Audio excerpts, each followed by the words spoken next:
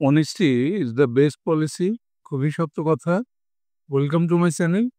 আজকের লেসনটা তোমাদের নবম দশম শ্রেণীর ইংরেজি দ্বিতীয় পত্রের lecture 38, topic changing speech or passage narration. Passage narration board question. Narration এবং প্যাসেজ নারেশনের যাবতীয় রুলসগুলো আমি তোমাদেরকে শিখিয়েছি। তুমি যদি না শিখে থাকো তাইলে উপরে আই বাটনে ক্লিক করে প্লেলিস্টে গিয়ে দেখে আসতে পারো, অথবা ভিডিওর নিচে ডেসক্রিপশনে লিঙ্ক দেওয়া আছে, সেখান থেকেও দেখে আসতে পারো। স্ক্রিনে যে প্যাসেজ নারেশনটা দেখতে পাচ্ছ, এটা বোর্ড পরীক্ষায় আসছে, বেশ ইম্পর্ট্যান্ট একটা নারেশন। প্যাসেজ নারেশন করার আগে তোমাকে অবশ্যই পুরো প্যাসেজটা প্রথম থেকে শেষ পর্যন্ত পড়ে নিতে হবে, দেখে নিতে হবে যে কে কার সাথে কথা বলছে এবং প্যাসেজটার মধ্যে কি কি ধরনের সেন্টেন্স ব্যবহার করা হয়েছে। তাইলে আমরা আগে পড়ে নেই। দ্য ওল্ড ম্যান সেড, বৃদ্ধ লোকটা বলল, can you give me some food, আমাকে কি কিছু খাবার দিতে পারো। I have been starving for 3 days, আমি 3 দিন ধরে না খেয়ে আছি। দ্য মেড সেড, চাকরানি বলল, হোয়াই ডু ইউ বেগ, কেন তুমি ভিক্ষা করো। কান্ট ইউ ওয়ার্ক, কাজ করতে পারো না। নো, না। I am unable to work, আমি কাজ করতে অপারো। দ্য ওল্ড ম্যান রিপ্লাই, বৃদ্ধ লোকটা উত্তর দিল। পুরো প্যাসেজটা পড়ে আমরা দেখলাম যে একটা বৃদ্ধ লোক এবং একজন চাকরানির সাথে কথা হইতেছে। তাইলে আমরা প্রথম সেন্টেন্সটা আগে দেখি। দ্য ওল্ড ম্যান সেড, বৃদ্ধ লোকটা বলল, can you give me some food, তুমি কি আমাকে কিছু খাবার দিতে পারো, interrogative sentence.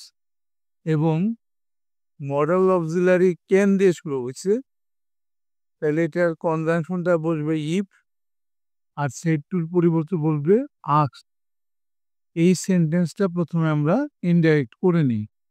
The old man asked the maid, চাকরানিকে জিজ্ঞেস করলো, কনজাংশন বসবে ইফ, যেহেতু ক্যান দিয়ে শুরু হয়েছে।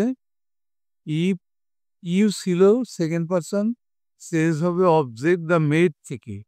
দ্য মেডের পরিবর্তে আমরা শি বসাবো। ইফ শি ক্যান আছে, তাহলে তার পাস্ট ফর্ম কুড বসাবো। কুড গিভ, গিভের তখন কোনো ফর্মের পরিবর্তন হবে না। মি মানে হিম, আমাকে মানে তাহাকে, বৃদ্ধ লোকটাকে। সাম ফুড, একটা সেন্টেন্স আমাদের হয়ে গেল। যেখানে ক্যান ছিল এই কারণে কিন্তু এখানে আমরা ইট বসালাম। ডাব্লিউস থাকলে কিন্তু ডাব্লিউএসটি বসাতাম। এই ক্যানের পারফর্মে যে কুড হয়ে গেছে এখানে। ইউ, ইউ মানে সেকেন্ড পারসন চেঞ্জ হবে দ্য মেড থেকে, এই কারণে এখানে কিন্তু শি বসছে। আর এখানে ছিল মি, ফার্স্ট পারসন চেঞ্জ হবে সাবজেক্ট থেকে দ্য ওল্ড ম্যান থেকে, এই জন্য কিন্তু এখানে আমরা হিম বসাইছি। সাম্পল। পরের সেন্টেন্সটা কি আছে, I have been starving for 3 days, এটাও কিন্তু ওল্ড ম্যানই বলতেছে। তাইলে আমরা এই সেন্টেন্সটা, এটা অ্যাজার্টিভ সেন্টেন্স, এটার ইনডাইরেক্টটা করে ফেলি। দ্য ওল্ড ম্যানের পরিবর্তে আমরা এখন হি লিখবো। হি লিখবো, আমরা এখানে অ্যাডেড দিতে পারি। অ্যাডেড দ্যাট, সে আরো যুক্ত করলো যে এটা অ্যাজার্টিভ সেন্টেন্স, এই জন্য কনজাংশন দ্যাট বসলো।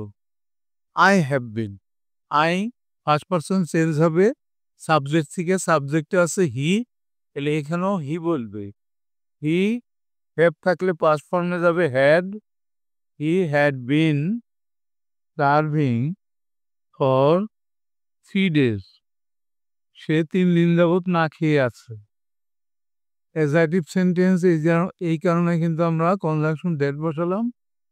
এখানে আই ছিল, চেঞ্জ হবে এই হিট থেকে সাবজেক্ট থেকে, এই কারণে এখানেও হি বসলো, এখানে হ্যাভ ছিল, এই কারণে কিন্তু এখানে হ্যাড বসলো। Serving for 3 days। এরপরের সেন্টেন্সটা কি আছে আমরা দেখি। এখান থেকে শুরু হয়েছে, দ্য মেড সেই, চাকরানী উত্তর দিল, হোয়াই ডু ইউ বেগ, প্রশ্ন করলো বৃদ্ধ লোকটাকে, কেন তুমি ভিক্ষা করো। কান্ট ইউ ওয়ার্ক, তুমি কাজ করতে পারো না। দুইটা সেন্টেন্স কিন্তু মেড বৃদ্ধ লোকটাকে জিজ্ঞেস করলো। এই দুইটা সেন্টেন্সের ইনডাইরেক্ট আমরা আগে করে নেই। The maid asked the old man, WS দিয়ে শুরু হয়েছে ইন্টারোগেটিভ, তাহলে আমাদের ডাব্লিউএসটাই থাকবে। ওয়াইটাই থাকবে, ওয়াই ডু ইউ, ইউ আছে সেকেন্ড পারসন, চেঞ্জ হবে। অবজেক্ট থেকে অবজেক্ট আছে দ্য ওল্ড ম্যান, তার পরিবর্তে বসবে হি। ওয়াই হি, এখানে কিন্তু বেগ আছে, তার past form begged, why he begged.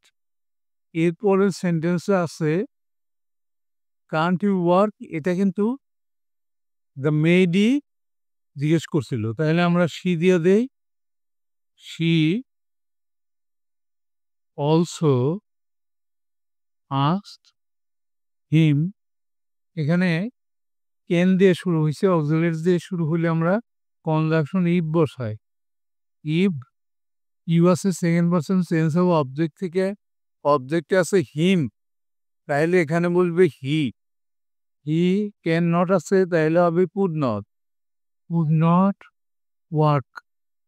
তাহলে দেখো প্রথম সেন্টেন্সে কিন্তু ডাব্লিউএস দিয়ে প্রশ্ন করছিল, এই কারণে কিন্তু আমরা কনজাংশন ডাব্লিউএস রাখছিলাম।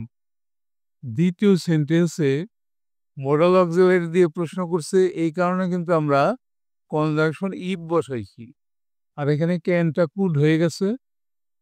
আর প্রথম সেন্টেন্সে বেগ, বেগ ভিক্ষা করা, এটা পাস্ট ফর্মে হয়ে গেছে বেগড। এরপরের লাইন কি বললো দেখি আমরা, no I am unable to work, the old man replied. একটা সেন্টেন্স বৃদ্ধ লোকটা বলল, এটার ইনডাইরেক্ট আমরা করে ফেলি এখন, the old man replied, no আছে তাহলে replied in the negative, in the negative.